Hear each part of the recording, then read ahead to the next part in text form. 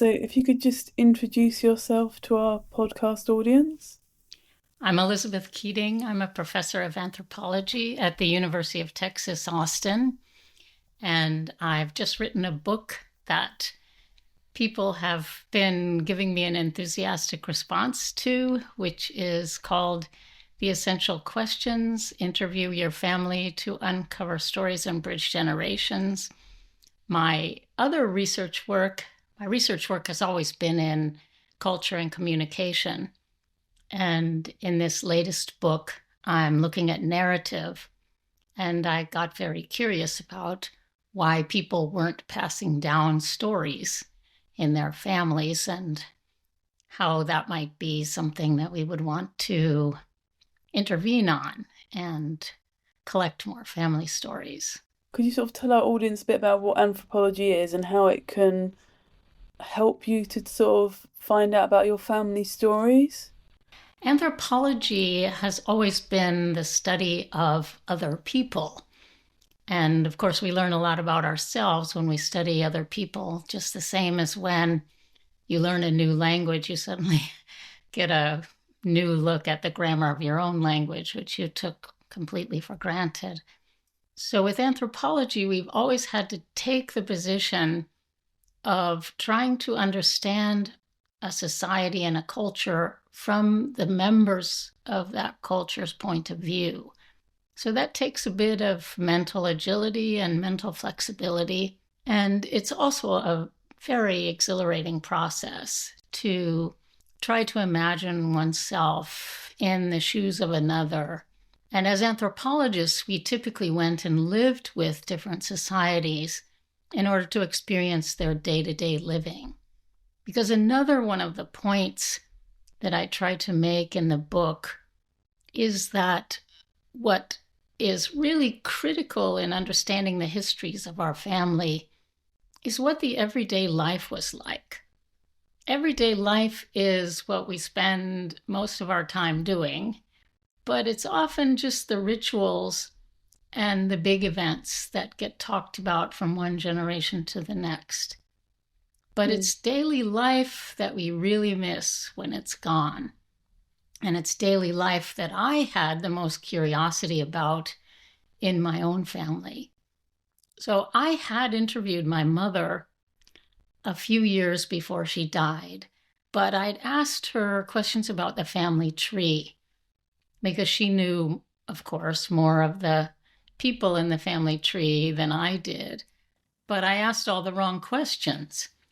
So I thought about what would be the right questions to ask, because what I was most curious about was what was life like when she was a child and a teenager, and what had made her into the person she became, which then, of course, influenced who I became. And culture has changed so dramatically over the last decades. So I developed a set of questions that would be questions an anthropologist would ask someone if they were curious about their daily life and their way of life. So I developed 13 questions, and as I was trying out these questions and developing them, I interviewed lots of older people in several different countries. And I was fascinated by what they told me. They had wonderful, wonderful stories about times when they lived without electricity, growing up on the farm in the United States, going barefoot from May till September when they had to get their feet in the shoes to go back to school. And in the UK, I heard a lot of stories about growing up during World War II and how frightened children were at that time of the bombs that were falling, and some very, very moving stories about that time. And I was having such a good time and learning so much that I didn't want my students to miss out. So I thought, well, they need to be interviewing their grandparents.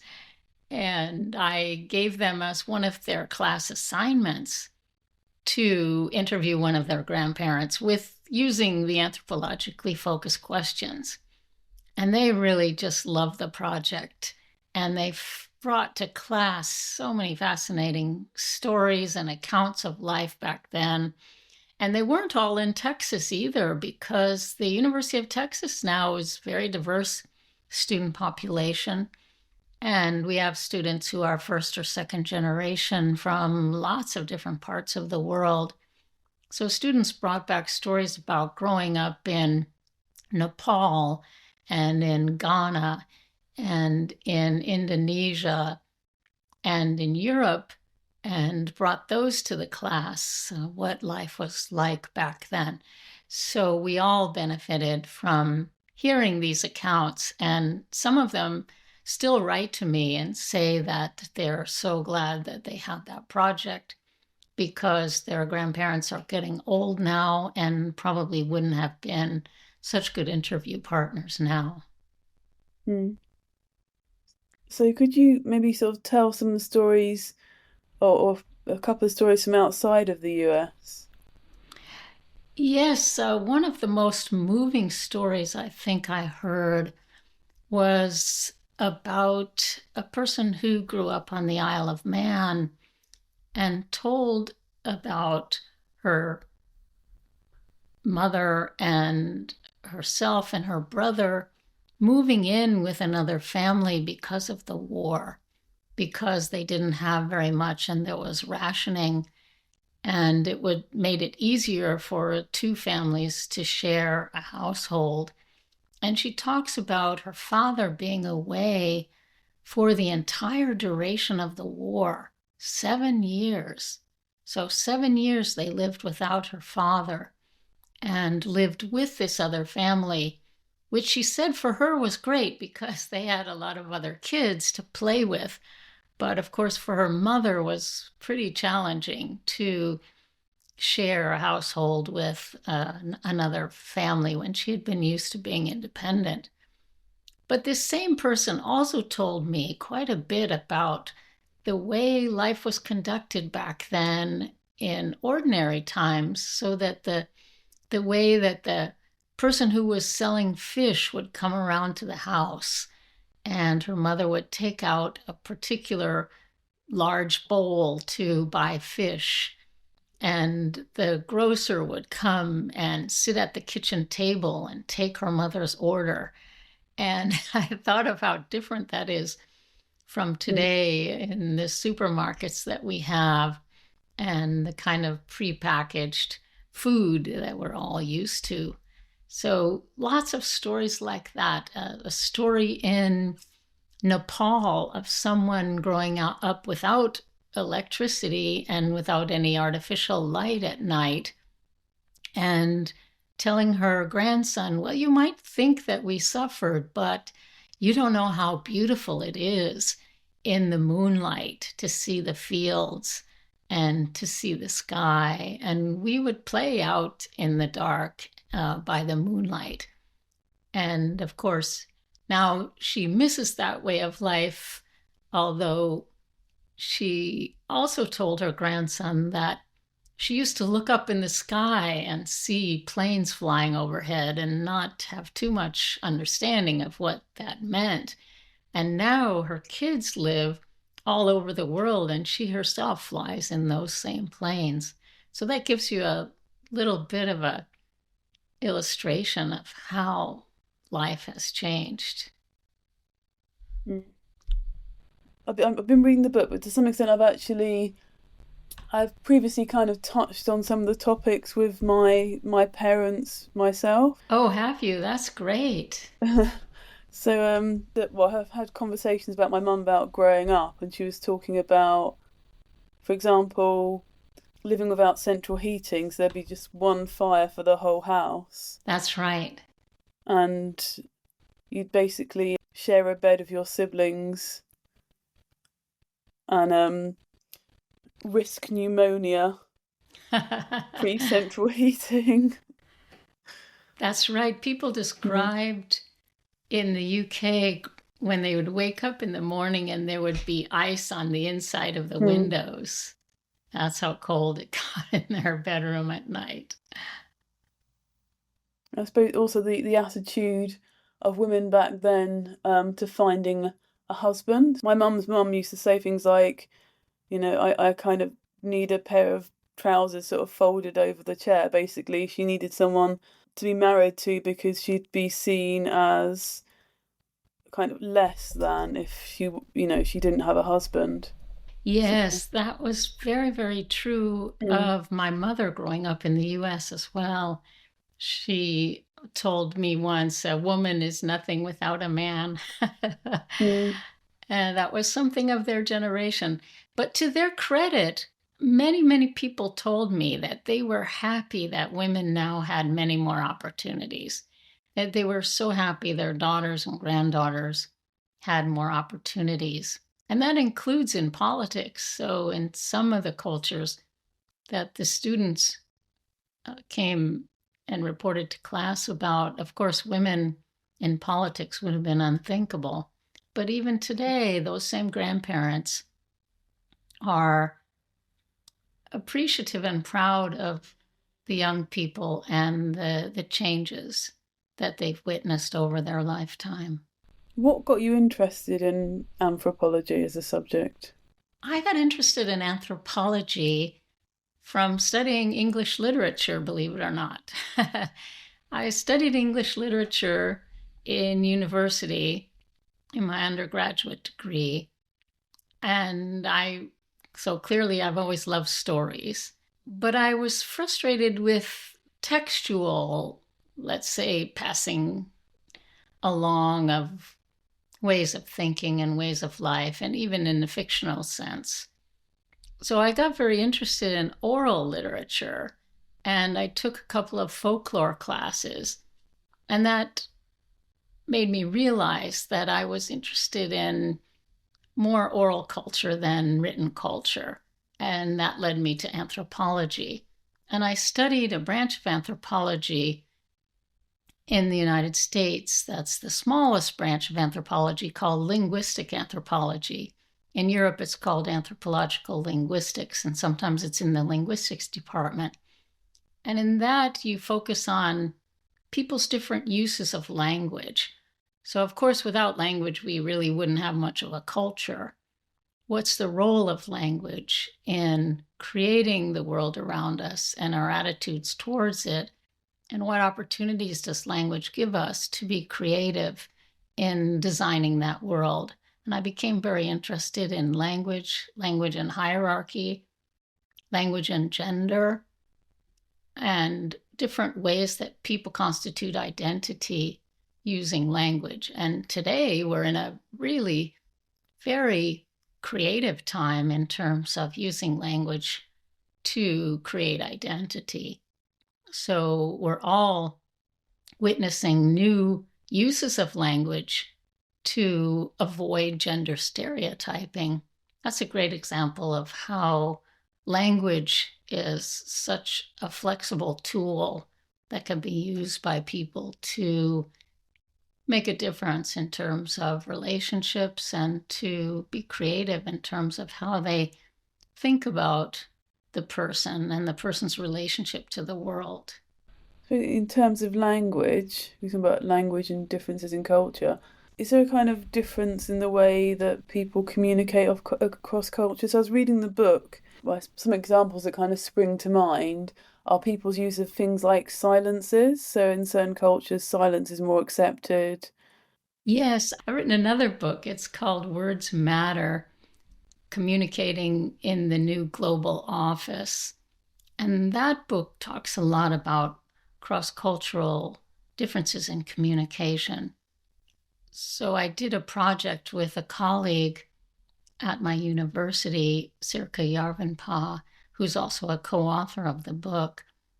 And we studied teams of engineers who were collaborating from different parts of the world. But we found that the teams who are from India, Brazil, Romania, and the US had a lot of miscommunications because they had distinct cultural habits. So sometimes what was polite in one culture was actually impolite in another. So I'll give you an example. The Romanian team was very insulted by the US team because they didn't use salutations in their emails. So they didn't use a personal greeting in their emails all the time. And they thought that that was impolite because it was insinuating that they weren't people. But the US team, in their perspective, thought that they were showing respect because they were saving time by not putting those extra characters in the email, and also that they were developing informality with their colleagues in Romania, and this informality was a way of showing respect. So in that sense, the two different teams were miscommunicating because while they both had the intention to show respect to each other, their ways of showing respect was quite different. And in your example, the silence, Americans in conversation have a very low tolerance for silence in conversation. So if silence emerges, then someone feels like they need to jump in and fill it. And in many places in the world, though, those silences are perfectly fine. In fact, they are respected for the kind of silent communication that you might have with someone else. But this comes into play when you're interviewing family members. You have to be sure to be able to hold a silence so that you allow them to fill the silence. Because obviously it takes time for them to remember the stories that they're going to tell you. And the images that may be passing through their mind, they need some time to form sentences out of those images and communicate them. So if you jump in while there's a silence, then you might be diverting the conversation away from something that would have been very valuable to hear. Yeah, I'm definitely gonna use some of the questions in the book to sort of talk to my relatives because I'm kind of curious about what I'm going to find out.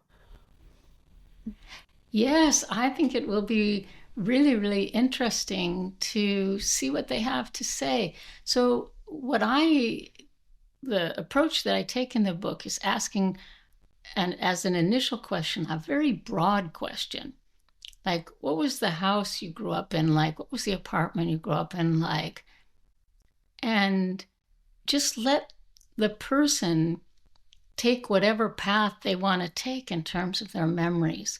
So when they start remembering that house or that home, they often remember things that went on in the home and people that were there, things that they did, toys that they had, friends that came through the house.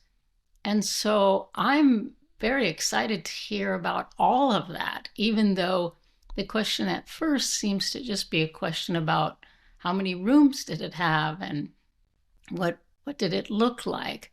And lots of times people have told me after going on and on about everything they're remembering when I've brought to their mind their childhood home, they say, oh, I'm way off track. But I tell them, well, that's just fine. I want to hear whatever you can remember.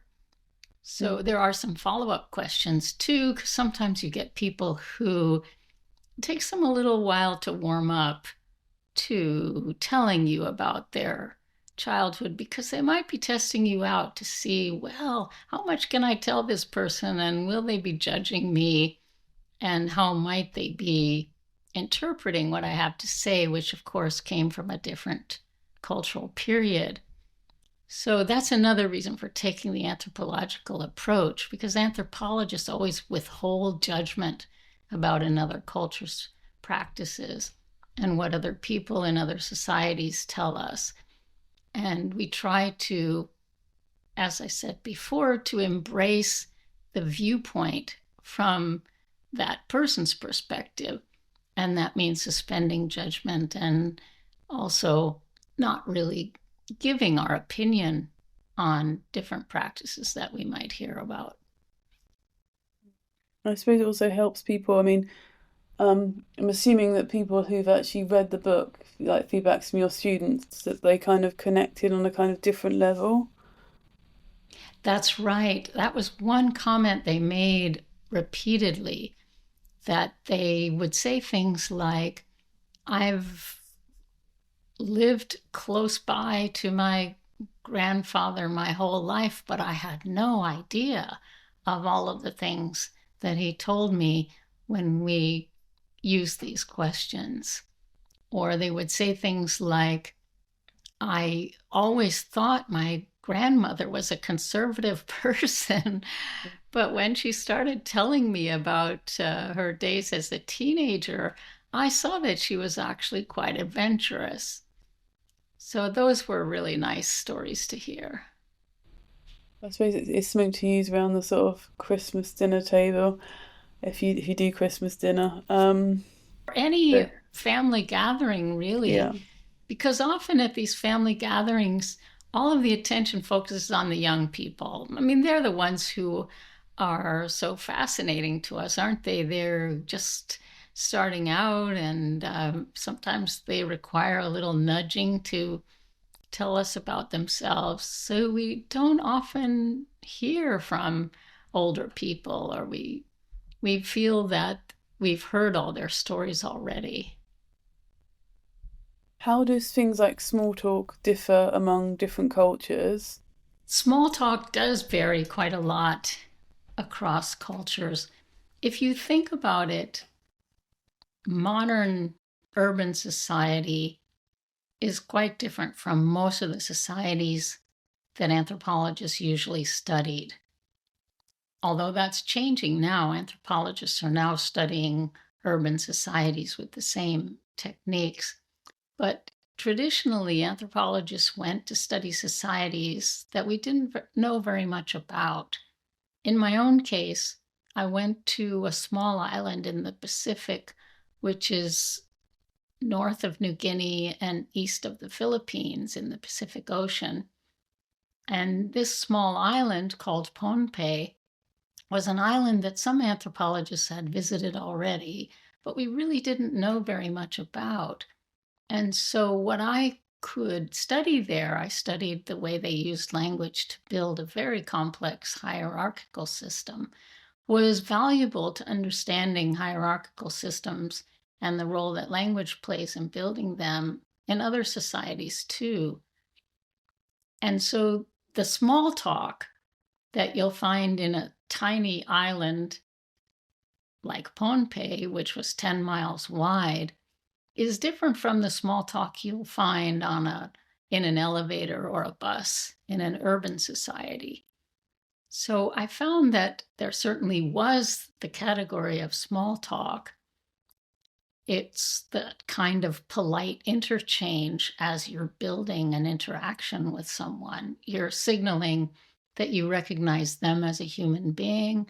And one very powerful way to recognize them is to engage in conversation. And usually the topics are topics that are known to be easy for everybody to talk about. And in these societies, of course, like Pohnpei, everyone knew everyone else. And so they knew a lot about each other. And their small talk would often be really about news. So the way that news traveled about what different people were doing or what was coming up was through these chats that people had. To give you an example how things can differ across cultures, in the US, after we've said hello, we say, how are you? This sometimes drives Europeans crazy because they think that they should give an answer to how are you, a truthful answer. But actually, they realize soon enough that Americans really don't care how they are. This is how they tell us what they tell me. You Americans ask how we are, but you don't really care how we are. But what they're not recognizing, and what Americans don't recognize either, is that how are you isn't really an informational question in that slot. In that slot, it's doing the work of, I know how to conduct an interaction, and I know that after I say hello, I say, how are you? And that's how I show myself to be an honorable person. And the reason I'm giving that example of how are you is that in Pohnpei, the second question after hello wasn't how are you? It was where are you going? Hmm. And or sometimes they'd ask, where have you been? And I thought at first, well, that's pretty invasive, really. I don't know if I want to tell everyone where I've been or where I'm going, everyone that I meet on the road. And then I thought, well, that might uh, engender a longer conversation than I was really willing to engage in. But I soon heard what other people responded to that question when they were asked it. When they were asked, where are you going or where have you been? They always said, just over there. So it was kind of like the fine that people answer to a how are you question. Everyone says fine, even if they're sitting in the doctor's waiting room, because it's just habitual. And in Pohnpei, everyone just said over there because that was the habitual answer to that question. Yeah. And it really wasn't an informational question. It was really the polite question to ask after hello. And small talk has a similar kind of interesting differences across cultures, where you'll find that there are certain rules to doing small talk, and you'd have to pay attention and observe in each society what it was that small talk consisted of. Hmm. How do you kind of integrate yourself into the society when you kind of visit and study them? Integrating yourself into another society is challenging because you're so observably different than Hmm. they are. I don't know if we, as anthropologists, can ever really integrate ourselves very successfully. I think we sometimes are items of curiosity to the culture that we're studying in.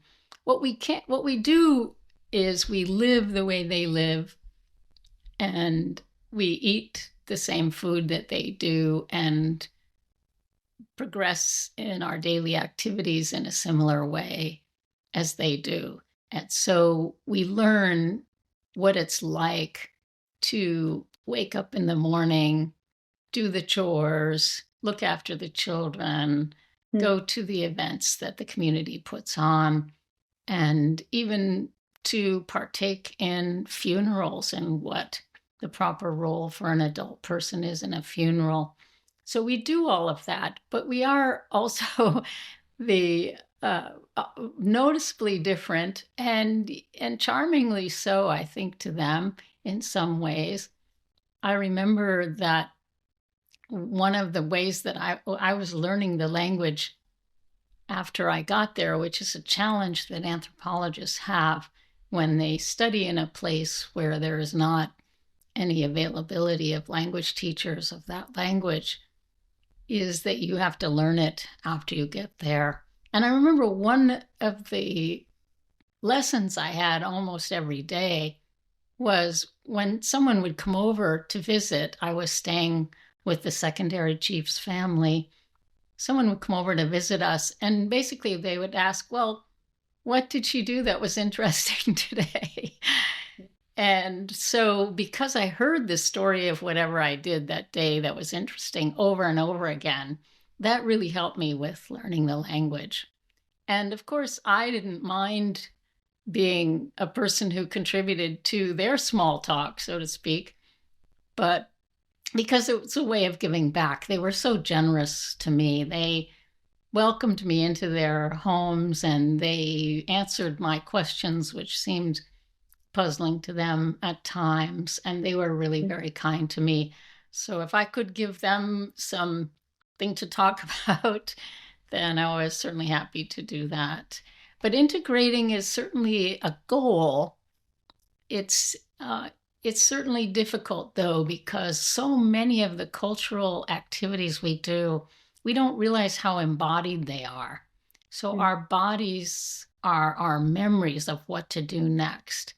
This relates back to gendered language too. A lot of our gendered behavior is situated in the body, so that girls learn how to properly sit and boys learn how to properly sit. And even things like how to examine your fingernails. There can sometimes be a distinction between the way boys and girls do this, and they don't think about it. So there's so much of culture that resides in our body. And so it's difficult to pick up those years of socialization when you're an anthropologist who's typically only going to be in these societies for a year. Mm. And so a lot of what we do is going to seem unnatural to us, and our behavior is going to seem unnatural to them. So one of the challenges for me was, and I think this is a challenge for all women anthropologists, is that each culture has a different idea of those parts of the body which can be shown in public and those parts of a woman's body that are private. So in the island culture that I studied, it was improper for women to show any part of their leg between the knee and the waist. So your thighs essentially were off limits in public. And that required wearing a skirt because pants would show the outline of your thighs. And of course, skirts were part of my traditional repertoire in the US too.